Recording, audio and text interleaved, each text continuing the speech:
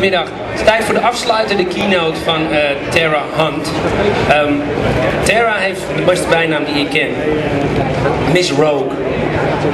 De nerds onder ons houden van X-Men als het goed is, want nerds houden van science fiction. Niet de enige. Miss Rogue, X-Men, je ziet gewoon alle meiden kijken, echt die jongen. Maar goed, dat is de bijnaam die zij heeft gekregen. Tara is de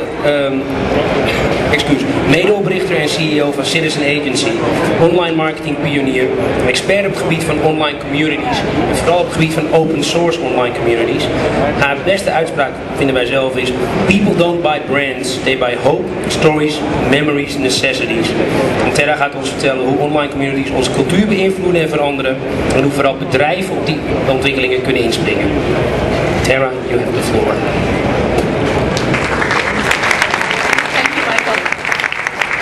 Hi, so I think Michael said that my name is Tara Hunt and I come from San Francisco and we work with a lot of startups around online community stuff. Am I right? Did I get that right? I interpreted the Dutch.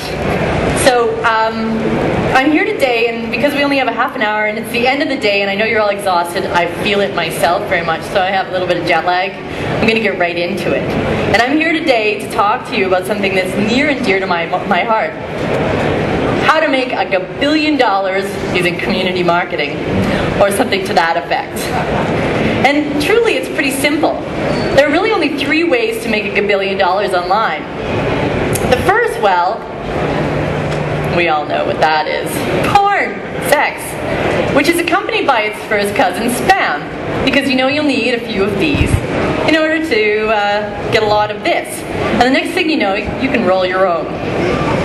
Well, the second way to make $1 billion, of course, is to get extremely bloody lucky. I've known of more than a few people that have been in the right place at the right time, ended up totally striking it rich. Now, these are the situations where we love to go back in time and examine exactly what it was that got them there. The tight planning, the dedication and hard work, the dream team, so that we can replicate their well-calculated success. But we do know that times are changing. And with that, those times come new perspectives on how to grow successful businesses. Happier, more certain perspectives. Perspectives that don't seem like techniques at all. Techniques that come very naturally to us. Because what we do best as human beings. We connect. And we build relationships. We build communities. All right.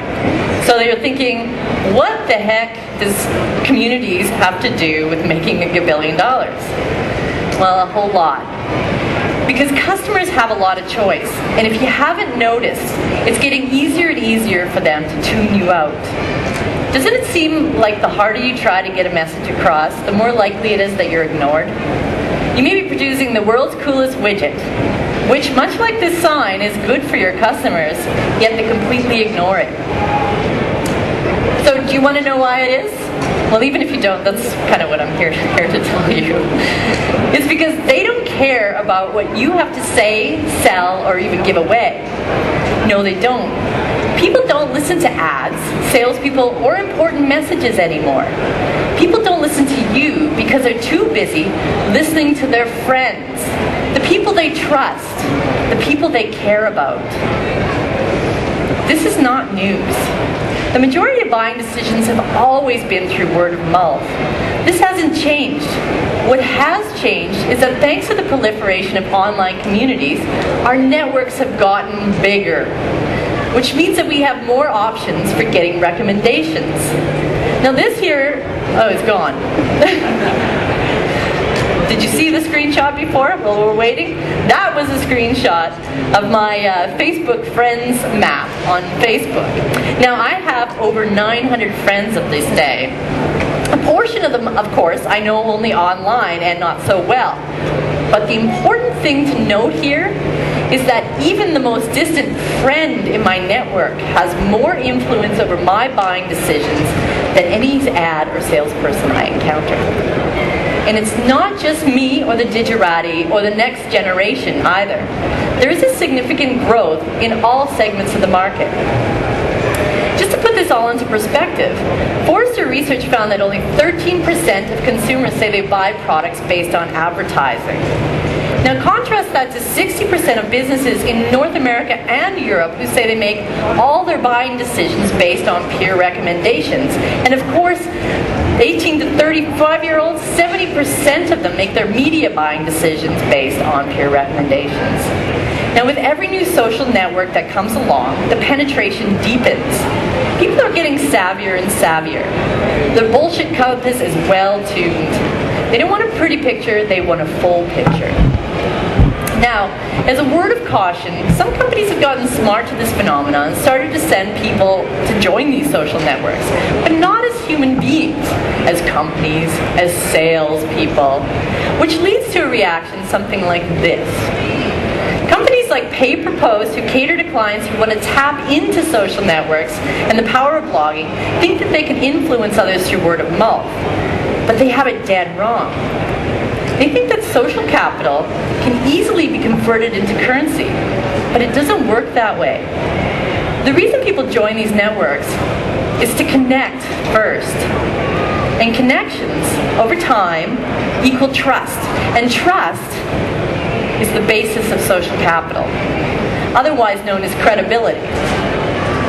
When a blogger is known to take money to review a product, the trust between him and his readers is eroded and he loses credibility.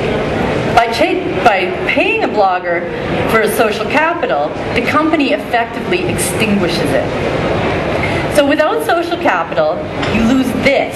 And when you don't have this, any recommendation you make is seen as spam and met with this. So if we were to take the equation and reverse engineer it, your first order of business in becoming an influencer, that is someone with a whole lot of social capital, is to make connections and establish credibility. It's kind of dead simple, if you ask me. It's all about building relationships. Now, of course, if this is not your cup of tea, you always have and Lady Luck. But I think I've established the power of this community relationship thingy. But just in case, to recap, you may think you're all that, but your customers are tuning you out because they'd rather be listening to their recommendations from friends who they can trust have their best interests at heart. Now, if you think you're clever and you try to pose as a friend, you'll be greeted with this. And really the only way to avoid that type of reaction is to make those connections and establish trust. Which leads me straight into the how of one goes about making those connections. Because this didn't happen overnight. Getting there is simple, really. There are really only 5 surefire steps to transform yourself from a spammer into a connector. And if you really rock, you could even become an influencer yourself, which leads to all sorts of awesome things like customer loyalty and increased word of mouth. And of course, ultimately, you can make $1 billion. So here they are, the 5 surefire steps to transform yourself from a spammer into a connector. Number 1, turn that bullhorn inwards. This is the way that marketing has looked in the past, which of course led to a lot of this and or a lot of that. So what's the characteristics of this that turns people off? Well, the reason that people are turned off is because communication like that is impersonal. What worked in a more disconnected world pre-internet is no longer so effective. Why? Because people don't want to be treated like a number. They want to be treated like a special snowflake, as an individual, as a human being. This is precisely why they're getting their information from their friends, who know and care about who they are and they can trust, people they're connected to. And truly, beyond anything else, people desire connections. In fact, new studies on social intelligence show scientific evidence that we are fundamentally wired to connect. People want to connect, even through their purchasing. So if you're still doing this, you're missing out on this. So in order to connect, we need to take this and turn it into this. Aww. You always have to put a puppy in the presentation, right, or a kitten. A beacon for constant, or a beagle for constant feedback. Of course, this sounds easier than it actually is. Because you have to focus on the individual needs while at the same time understanding the wider community. I call this process of focusing on relationships, feedback, and listening to customers in-reach. For me, the outreach part of marketing always takes a backseat to in-reach because it has so much more impact. You've heard the saying, it is easier to upsell an existing customer than to acquire a new one. There's a reason for that. It's true. Instead of always looking for new customers, we need to concentrate on making our current customers incredibly satisfied and involving them in the growth and innovation of our products. But it isn't just listening to direct feedback that you need to do. You also need to do the deeper legwork, like reading blog posts, watching user behavior, and the best way to really understand the needs of your customer is to become part of the community you serve, which is a number 2 surefire process, ironically. So becoming part of the community you serve means that you got to get out of the boardroom and into the community, of course. But what does that mean? So you're out of the boardroom. Now what? What do you do? Where's the community? Well, the first thing you need to figure out is who it is you serve. Think of the diversity of people in the world. Everyone has different needs, interests, passions, desires. Trying to serve each and every one of their interests would take a great deal of energy and money that you probably don't have. You need to narrow it down. The simplest way to figure out who your core customer is to figure out first, what problem are you solving? And who is it solving it for? Then it gets much easier to figure out where those customers are gathering, what interests they have, what other networks are they using. And then join them. Not as a poser, not as a salesperson, not as a trial or a skeptic. But figure out what is useful and great and wonderful. Fall in love with these tools and learn from them. I've seen way too many companies try to start online communities without ever being part of them. That's going to work out as smoothly as this dude fitting into your teenager's local skateboard hall. Now, if you want to learn the secret sauce behind the secrets of Twitter or Facebook or YouTube, you have to use it and love it, period. And of course, once you really start to understand the needs of your customer, you'll have to ask yourself, why would they give a damn? Why would they want to use your product? With seemingly infinite choice in the marketplace, globalism, commoditization, constant overstimulation and inundation with brand messages everywhere people go, if you aren't offering anything remarkable, you're going to get a lot of this. Boring, lame. So what you need to do is differentiate. And that differentiate could look a little bit like Seth Godin's purple cow. Anybody heard of Seth Godin's purple cow? There you go. So we've seen lots of cows, lots of them. Cows aren't remarkable, but if we were to see a purple cow, now that would be different. We'd call the news stations, we'd call our friends. In business, it's not enough to be interesting. You need to be remarkable. Because if you're remarkable, some people may just give a damn. However, remarkable is not the only way to differentiate yourself. In fact, here's the secret. The simplest and the best way to differentiate yourself is to care about your customers. That's right. The bar is set really, really low here. Your best marketing tool is awesome customer service. It is the killer app, which leads us to the third surefire process to success, which is delight and create amazing customer experiences. And when I say amazing, I mean it isn't just enough that stuff works well. If you want to incite passion and loyalty and connectedness from people, you need to create sites that bring on feelings like gratitude and thankfulness, utter and total joy, loads of love, and of course, tons and tons of laughter. Because in order to make connections, it's very important that you design your customer experience for maximum happiness. If you do this, you will connect. If you work to touch people in some way, shape, or form, the connections will happen. And it doesn't have to be complicated. In fact, some of the least complicated ways to help people connect are the most profound. An example of this is Magnolia's Give Thanks feature. This is a very subtle feature. So when you find somebody has bookmarked something that you particularly like or that you find really useful, you just click on the Give Thanks. And you can send a thank you to to the person to show your appreciation. Now, several people commented on this and told all their friends, and what happened was it brought a whole bunch of new people, and the whole community turned into a much friendlier place. It created a new kind of buzz that we weren't expecting, which leads me to the next step to surefire towards success. Embrace the chaos. So, what about business plans, models, strategy, brand management? Well, if there's anything that I've learned from working in social media, is that when you try to control the future, it fights back in entirely surprising ways. There's so many hours wasted coming up with all the reasons why something won't work and all the potential customer needs that we forget to concentrate on customer needs here and now today. People and projects are messy, and the future is uncertain. It's far better to lay the foundation for the type of community you want to build and then prepare to discover the everyday magic. Everyday magic is what happens when you open your eyes to unpredictable ways that the world works around you. Unplanned events can lead to powerful endings. It's one thing, though, to say embrace the chaos, but here are a few tips on how. Number one, stop moving and look around you and see everything clearly. Ever heard the saying, stop and smell the roses? Well, whatever it is you're stopping and smelling, do it, and do it often. Transfer the knowledge.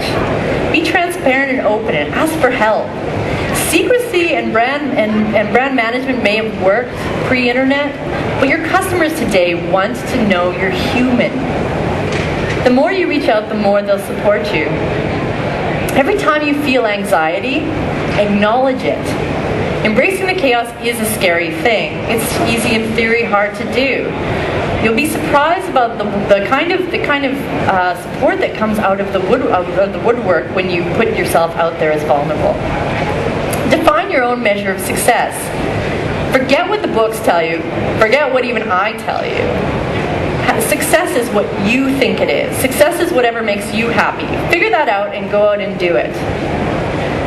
Get outside of your personal circle. Some of the biggest innovations have come when you take one industry, what's happening in one industry, and you bring it into another. It's the crossing the chasm. Now, take a look at Apple's iPhone interfaces. Those aren't an accident. Take a look at Vegas. Somebody was in Vegas playing the slot machines when they came up with the great idea for the scroll. Now realize that everything is out of your control anyway, and this is like the most freeing feeling. Listen, you're not going to be able to control it no matter what you try, so might as well just embrace it. And of course, have patience, because these things do take time. Embracing the chaos is a simple concept that'll leave you feeling like this about your future. And it will let you spend more time concentrating on your customer satisfaction than working out hypothetical business issues. So here we are finally at the last surefire step to getting closer to this, to having the kind of network that people around you and your business, and that feedback flows and the word of mouth travels fast. But first, has anybody heard of a concept called woofy? Woofy? No. Woofy is a concept invented by Cory Doctorow of Boing Boing fame. Now, in his futuristic sci-fi novel, Down and Out in the Magic Kingdom, which I read in like a short plane ride, it's really awesome, Cory uses woofy to describe the capital of the future, which looks a lot like what we were talking about earlier, social capital. But in the future, it is the only capital and has replaced currency altogether. So you go to a hotel room and you use your woofy to rent the hotel. You want to buy a car? You use your woofy to buy the car. A person's woofy is a general measurement of his or her overall reputation. And a woofy is loss and gain according to a person's favorable or unfavorable actions. Now sure, this is science fiction, but I don't think that fictional future is too far off. In fact, I see it all around me these days. In every online community I've been part of, social capital is the core component of connections, and in many cases it is more valuable than money. Now, as a basis of these social networks is trust, something must determine how I value my differing opinions of my 900 plus friends. Friends can't pay me, we've already established, to make a certain choice. Financial transactions are antithetical to community. So these transactional transactional ties, those transactional ties are part of the market economy, which we all know of, whereas social capital is part of the gift economy. In the gift economy, the more you give away, the more social capital you gain. Saving social capital for a rainy day does not work. It's only as valuable as it circulates through the community. And as it circulates through the community, it inherently connects us. So as I recognize that we live in a market economy and you still have to make a buck, the question is, what can you give away that won't leave you broke? Which leads me to the most important surefire lesson of all: find your higher purpose. Finding your higher purpose as a company helps you figure out on what level you can start connecting to your customers and to potential customers. Now, this group of friends have a shared bond. It may be their passions, interests, history, or even a common enemy. How are you relating to your customers in these ways? Is what your company doing born out of a passion, serving a need, fighting a good fight? A company born out of just a way to make you money doesn't give you much of a goal to relate to your customers with.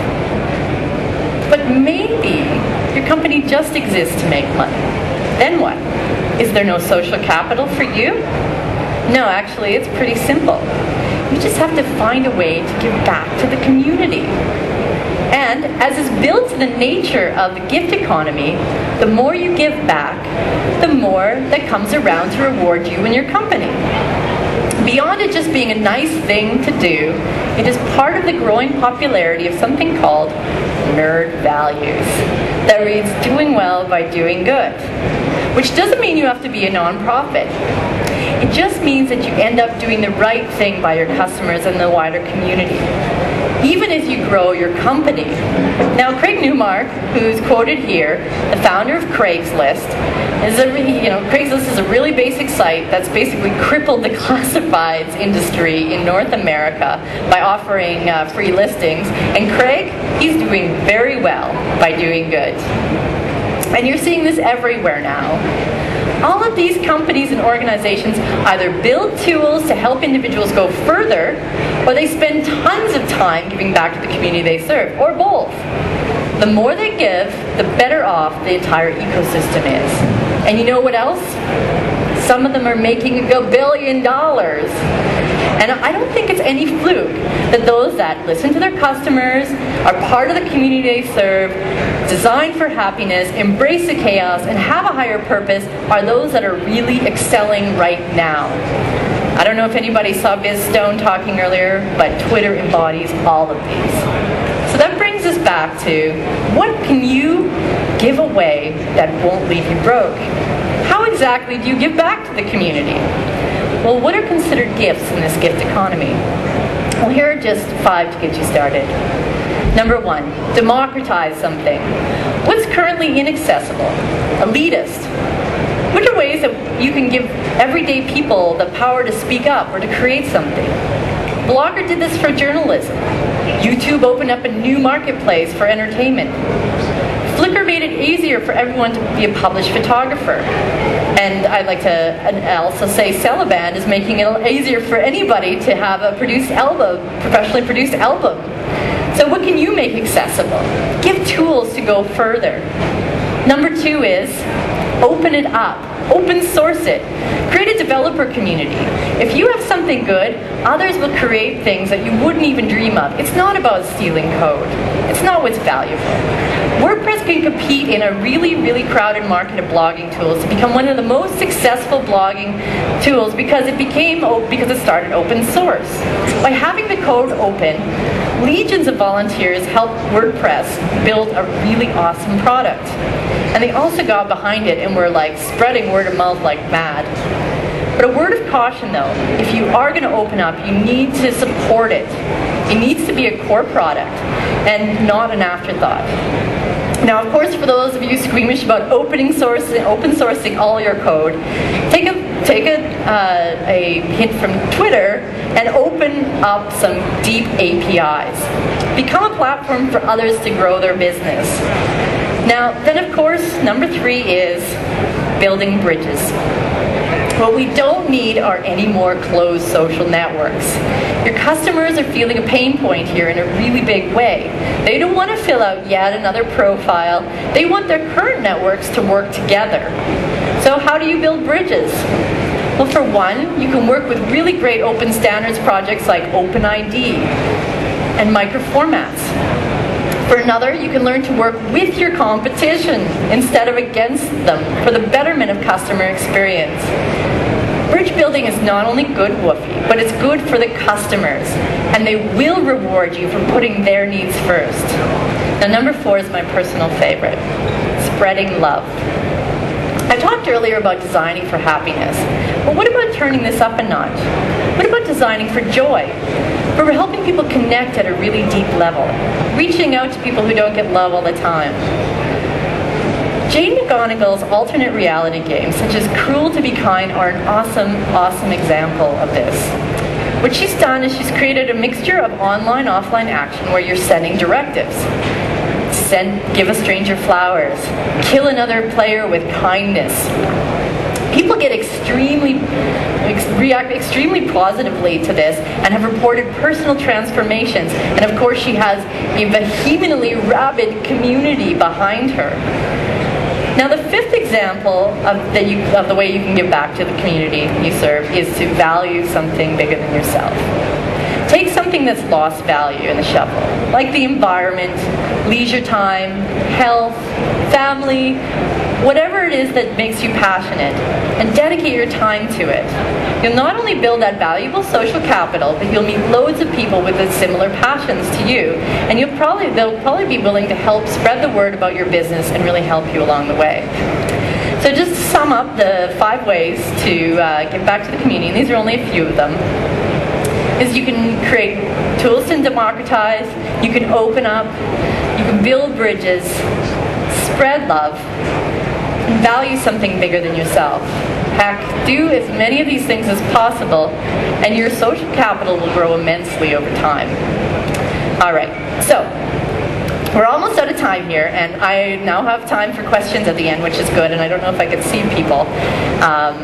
But I want to recap just so that everybody's got it, because we've covered a lot of ground. So here they are, the 5 surefire steps to transform yourself from a spammer into a connector. Do you guys have spam here? Do you have in the can? Okay, I thought for a second it might be a bad cultural reference. All right, number 1, turn the bullhorn inwards. Stop talking and start listening. Become part of the community you serve. Figure out who it is you're serving, and get out of the boardroom and into the community. Create amazing experiences for your customers. It's not enough to create stuff that works. Create stuff that creates happiness. Embrace the chaos. Don't overplan, and learn to be more agile and recognize the everyday magic. And finally, find your higher purpose. Social capital only gains in value as you give it away. Figure out how you're going to give back to the community and do it often. Because the surest way to get to this is through this.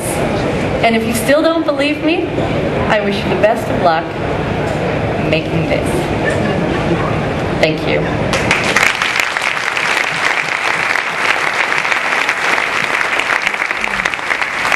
Now, this presentation is available on SlideShare under slideshare.net/Miss Rogue. It's a Creative Commons licensed presentation. Go ahead and use it, abuse it, rip it up. The images are also listed on that, and some amazing images, lots of them from Flickr and from iStock Photo. And a lot of references that I used and went through really quickly, like the microformats, OpenID, that sort of thing. If you guys don't know what an API is, all that stuff is all available there. And this is who I am, in case anybody wants to contact me. Thank you very much, Tara Hunt. Yeah. You'd be surprised at how much I get that. Yeah. All right. It's late, so it's very simple. Thanks everybody for coming. Thanks Tara for flying over. Yeah, thank you. Time for the bar. Thank you very much. See you next year, guys. Bye.